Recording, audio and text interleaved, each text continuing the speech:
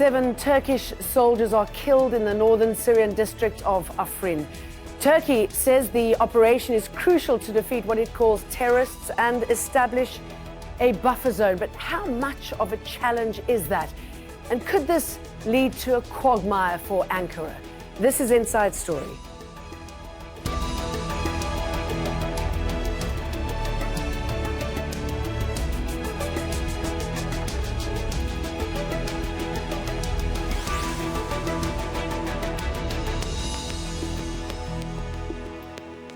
Hello, welcome to the program. I'm Jane Dutton. The war in Syria has lasted for nearly 7 years, and in that time, many regional and international players have had a direct impact on what's going on the ground. The United States, Russia, and Iran have all been involved in some way or another. Turkey is in the middle of a military operation in northern Syria. It wants to push out Kurdish fighters from the area closest to its southern border, but it hasn't been an easy fight. On Saturday, 7 of its soldiers were killed in an operation near the town of Afrin. That's a Kurdish-controlled enclave in northwestern Syria. Turkey considers the Kurdish YPG a terrorist organization and an extension of its outlawed PKK, or Kurdistan Workers Party, which it's been fighting for decades. The Turkish military plans to create a 30-kilometer buffer zone near the border. President Recep Tayyip Erdogan has warned people in the area to evacuate. It's up to those in the area whether to evacuate the places where terrorists are present or not. As we have openly declared, without playing games, we will continue to clamp down on terrorists regardless of whom they are accompanied by.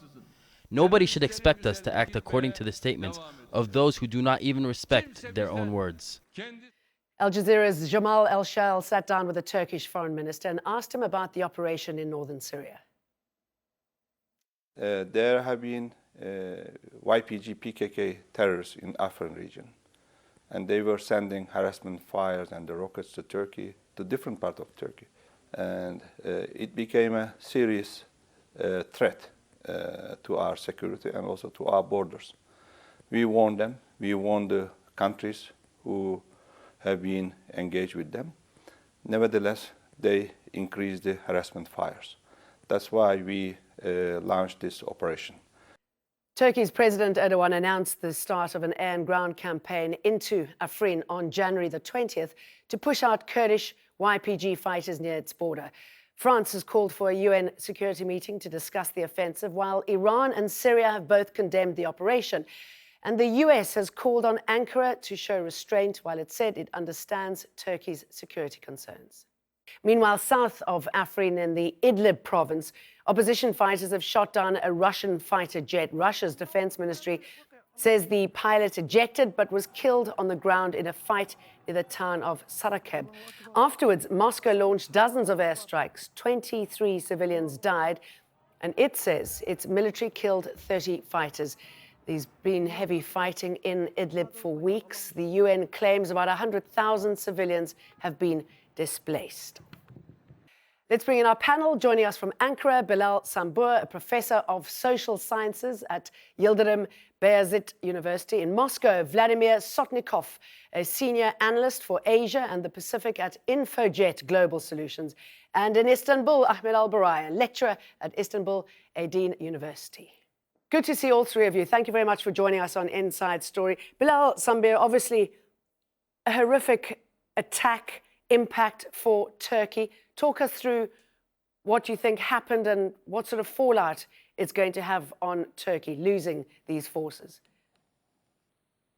Well, first of all, today is a very sad day for the nation of Turkey. We are really mourning as a nation for our loss in Afrin operation. You know, today is 15 days of after Afrin operation has been started, and this loss is the greatest loss so far Turkish army is facing in this operation. Of course, this is a great loss. There is no doubt about that. But this is a military war. So every military war has its own risky. risks. And I think although now Turkish government and army has a big loss, that does not mean that this operation is going to stop. And Turkish government expressed that it is determination.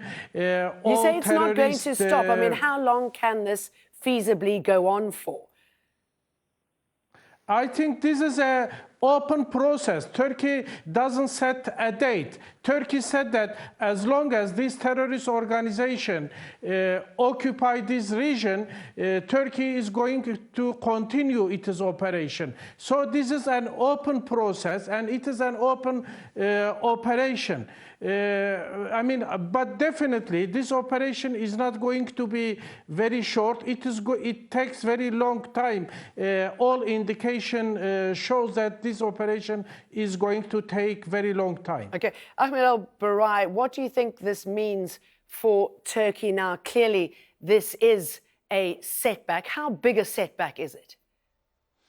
For Turkey, this is an inevitable war, Jane, and it is a must that they go to Syria not to occupy others' land. Ankara always states that they don't fixate their eyes onto any other soil, and they don't have any intention to stay there. They already had the 2016 Euphrates Shield operation. They cleaned the whole border from the Daesh elements, and now they do accuse these powers, the US-led coalition, of replacing one set of terrorists with another set of terrorists. For Turkey, this is a kind of national security threat that the YPG, that is the same as the PKK terror organization, that is designated by the United States. Now, the problem of Turkey, they cannot convince, or their ally in Washington is not convinced that the YPG is the extension of the PKK, though many of the evidence on the ground are very clear. Recently,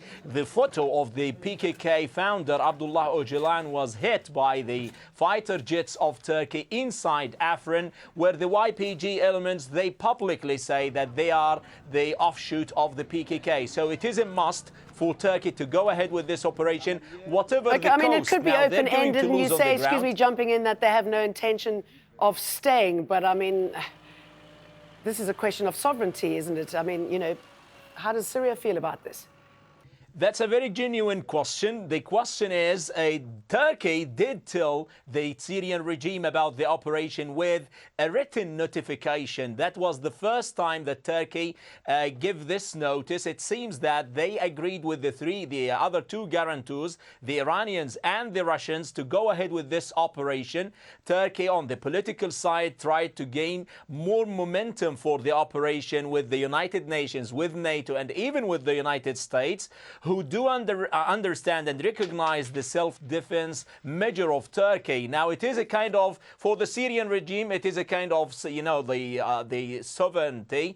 But on the other hand, the regime is doing nothing to push these elements away from the Syrian border. Okay. The regime in Syria is unable. Okay, let me bring in Vladimir Sotnikov. What is the view from Russia about what is happening, this latest setback for Turkey, and the fact that Turkey looks like it could be there for a pretty long time at this stage? Well, actually, the view is that, first of all, there are different outside players who are engaged in this bloody civilian war in Syria. So the Turkey is undertaking its own operation, but at the same time in Syria, but at the same time Turkey as well as Iran, together with Russia, the three countries are guarantors of the so-called Astana process. So I think that everybody understands that if some outside player have some concerns, so he actually undertakes what he is supposed to be for his own sake. And another thing is that Turkey, I'm talking now about the province where is Idlib city. Okay, before we get to Idlib, we will move on to Idlib, but before we get there, I just want to carry on focusing on Afrin for a moment. What is Russia getting out of this? Because clearly Turkey couldn't have done this without Russia allowing the airspace to be opened up. What's the trade-off for Russia? Well, actually, Russia is just monitoring the situation. That was said by our top leaders.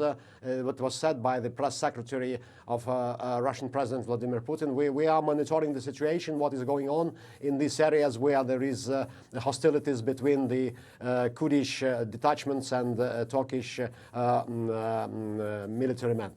All right, Bilal, I should imagine, though, that Russia is enjoying filling the vacuum left by the US when it comes to Turkey relations, right? I mean, it's particularly strained at the moment, the fact that the US continues to support the group that Turkey is fighting. Well, first of all, we must understand Russian position very well. The aim of Russia is to put every inch of Syria under the control of Assad regime. That is the threat of Russia. I mean, first of all, Russia asks Kurds to leave their region and leave this region to the control of Assad regime. That is very important point. We understand that. The second point is that Russia is very well aware of the conflict between Turkey and United States. Russia is happy to see the emerge of problems between Turkey and NATO and United States. As much as Turkey is distancing itself from US, the position of Russia is getting more stronger. So I think Russia in Syria is not only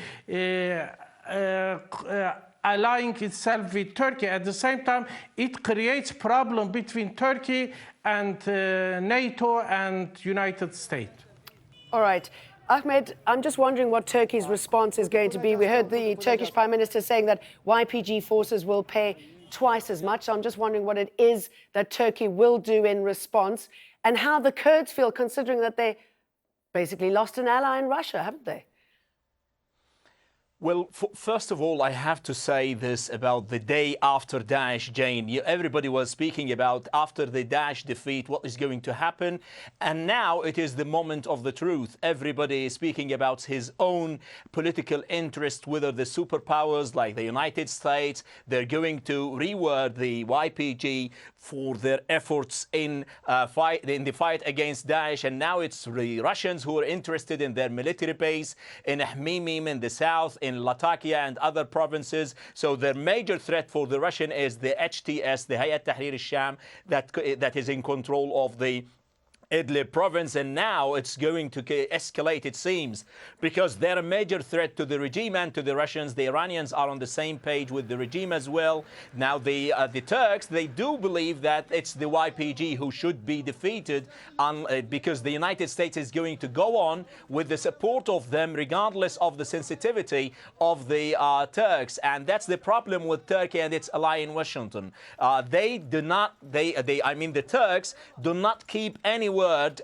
they do not believe any word coming out from the Oval Office in Washington, because they already experienced the Washington's lies, if you will, when it comes to the Kurds. They promised Ankara that they're going to disarm them after the defeat of Daesh. That didn't happen. On the other hand, they told them they're going to allow the local councils to run these villages and cities, that is the majority of them mainly Arabs. This didn't happen, and the Kurds are still there, constituting a major threat to Ankara and to Turkey. And on the other hand, they said they're going to withdraw them at least from Manbij to the east of the Euphrates River, and this didn't happen. So Ankara will go on with this, and this is going to play the reshuffle of the whole strategy in the whole region between all the players will go on till everybody knows that every power in the region has its own national interests. Absolutely. And we will get to that when we start talking about the peace talks and what each country is going to hope to get out of that. But Vladimir, let's go back to Idlib, further south, where we saw a Russian jet shot down. What does this say about the situation there and the fighters who shot the jet down? Yes. Well, first of all, I would like just to make a small point replying to my Turkish esteemed colleague. Russia is not enjoying the restrictions or just controversy between Turkey and the United States. Russia actually stands for cooperation of all the concerned parties. But getting back to Idlib province and the shooting down the Russian plane, it's evident that for the extremist jihadi groups, and in that case, that was Jabhat al-Nusra group, which claimed responsibility for shooting down the Russian Sukhoi 25 military jet. Russia has become the main enemy because Russia is trying to help fighting for the governmental troops, Syrian governmental troops fighting with Jabhat al-Nusra and the remnants of so-called Islamic State in this province and in other parts of Syria. So will more innocent people get targeted now? Will Russia use this to continue targeting innocent people, targeting other rebel groups? I mean, under the demilitarized zone, it was supposed to be hands off. That's clearly not happening. Well, actually, you know, the military hostilities and the war is war. So they're sometimes the countries are making promises to abide by certain rules, and they're certainly not doing that. But as you say, war is war. Sorry, Bilal, let me bring Bilal in quickly. I mean, how concerned is Turkey about what is happening in Idlib? Sorry, Vladimir, I'll come back to you. How concerned is Turkey about what's happening in Idlib? I know that this has certainly strained relations between Turkey and Russia, considering and Iran, what's happening in Idlib and how the demilitarized zones are being abused, the status of it. Actually, Turkey is really concerned about what is going to happen in Idlib. Shutting down Russian jet, that means that Nusratul Jabha or Hayatul Tahrir al-Sham, they are sort of group, they are out of control. So Turkey, Iran, or Russia cannot control such terrorist organization. So Turkey is really concerned about what happened regarding this issue. The second thing is the second issue Turkey is really concerned about, that Idlib has a potential to be a second Peshawar, a safe haven for terrorist group. And of course, if Idlib becomes the safe haven for terrorist organizations such as Idlib and other Al-Qaeda affiliated organizations, our border security will be really in danger. So Turkey is facing threat from Syrian Democratic Forces as well as Al-Nusrat terrorist organization. All right. Now, last month, the Assad government's main backer, Russia, hosted peace talks in Sochi, which ended with a call for elections in Syria, an agreement by those attending what they called a constitutional document. But the main opposition, as well as the Kurds, boycotted those talks, saying their main demands were ignored. Similar talks were held in the Kazakh capital, Astana, last year. There are concerns that these talks could undermine the UN-backed Geneva peace talks. Vladimir, where are we now as far as the peace talks are concerned? Sochi wasn't a success. The opposition's not there. Where to from now? All right. Well, to some extent, the Sochi Congress of Syrians was quite a success, although the opposition leaders were not represented by the Unified Front. But I would like to say that when I'm saying the war is war, that the terrorists using the diabolic tactics of spreading among the civilian people, and that's why there might be some collateral damage. Including in hospitals that were struck. That the war is a war that began. Yeah, because they are hiding behind the backs of the civilians, of the plain civilians in Syria. But getting back to the situation in diplomatic front, I think that now, after the 8th round of Geneva talks, we may say that very unfortunately for every stakeholder in this bloody conflict, the diplomatic efforts are in a deadlock, actually. And the main thing for Staffan de Mistura, I think, for United Nations broker of peaceful negotiations, is to revive or try to revive the direct negotiations, direct contact between the main opposition leaders and the main opposition representatives and the representatives of the legal government of Bashar al-Assad in Damascus. That's the main point, and that's the task for future weeks. Ahmed, what's Turkey's view when it comes to peace talks? We touched a little earlier on about how all the players obviously want to have their bit out of this as well, to make sure that they've got some sort of presence when the war is finally wrapped up. What's it going to be now? Where do they position Assad in this, for example? Well, first I have to say to the friend from Moscow that the Sochi conference was a big scandal, if you will, because it was one-day conference to discuss the situation, the constitution in Syria, that is a country completely devastated by war, and you invite the opposition, the main bulk of the opposition, the main bodies like the Syrian National Commission was not participating, did not go, and you spent just one day to discuss all these issues. It was a big scandal, in my opinion. Now, when it comes to Turkey, for Turkey, the de-escalation agreement that was struck back in September in 2017 in Astana was the main step toward a peaceful negotiation.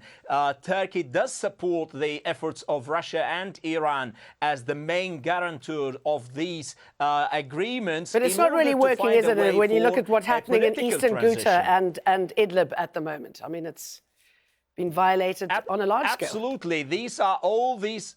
The recent developments on the ground are going to escalate the situation and deteriorate everything more and more, because, as I told you, every party is mainly interested in its own national security now. So Turkey cannot just watch the Russians moving from the south to Idlib because of the pretext of Hayat Tahrir al-Sham, the formerly linked to Al-Qaeda, controlling the Idlib.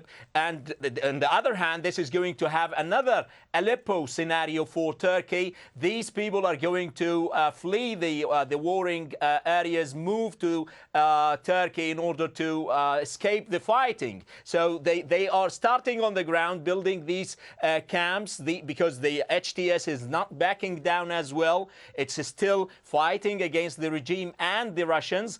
On the other hand, they cannot accept the unilateral movements of Washington by forming and training 30,000 security force of the YPG. That is a major threat. Okay, sorry. I want to just quickly bring in Bilal now, because we're running out of time. Excuse me, jumping in here.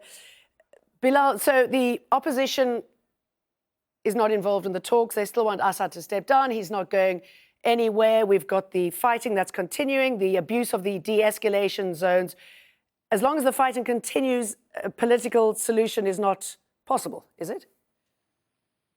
Yes, I think military conflict is deepening in Syria. Unfortunately, there is no way or room for a political solution. Sochi conference, the experience of Sochi conference showed us Russia is not a credible partner to set up a credible peace process for Syrian question. Russia is only imposing its own interest and agenda on all other sides in favor of Assad regime. I think, therefore, Sochi process doesn't produce peace, but it produces conflict. That is the situation. The only hope we have is Geneva meeting. We hope that UN will start Geneva meeting again, and we hope that Geneva meeting will be a credible platform for political Okay, and let's leave it on that note of positivity there. If we may run out of time, Bilal Sambur, Vladimir Sotnikov and Ahmed Al-Barai, thank you very much. And thank you too for watching. You can see the program again anytime by visiting our website, aljazeera.com. For further discussion, go to our Facebook page. That's facebook.com/AJ Inside Story. You can also join the conversation on Twitter. Our handle is @AJ Inside Story. For me, Jane Dutton, and the rest of the team, goodbye. Thanks for watching.